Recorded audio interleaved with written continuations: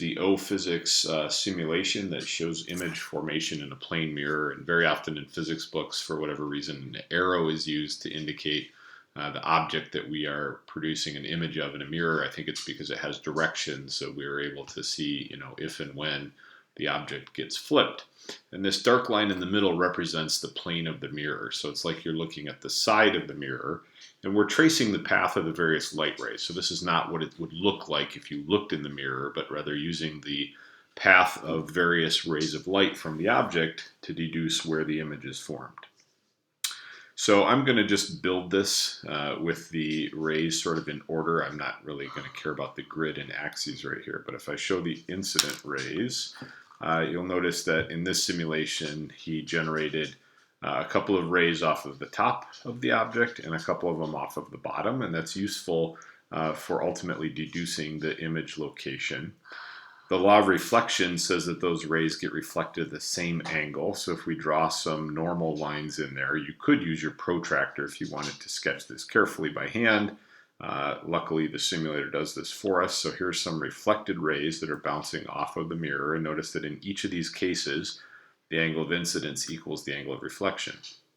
Well, an important thing to note is that if you trace rays from, let's say, the top of this arrow, one comes to this point on the mirror and then is reflected out here. One comes down to a lower point on the mirror and is reflected down there. And none of these rays will meet on this side of the mirror. You will never get an image to be formed in this situation that is real and can be projected on a screen. However, you do get something called a virtual image. And so the way you imagine a virtual image is if you were sighting along one of these lines where light is traveling, where would that appear to have come from if the mirror were not there, or if you didn't know there was a mirror there? So in physics, we often trace these things called virtual rays, and they're the path backwards where that light appears to have come from. And so you'll note that on this other side, the two virtual rays from the top of the object, or the two virtual rays traced from the reflected rays from the top of the object. So here's one that I would trace back here, and the other one is up here. They both cross back here behind the plane of the mirror. So this is where the formation of the image of the top of the arrow is made, and down here is the formation of the bottom of the image of the arrow.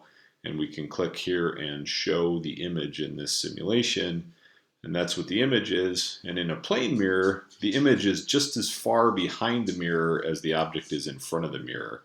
So if you were to actually walk towards a mirror, the image will also get closer to the mirror at the same time. And I believe in this simulator, we can drag the object and show that. So here we are coming close to the mirror, and you'll notice though those individual rays change, but the image always stays the same size as the object in a plane mirror and the same distance from the mirror.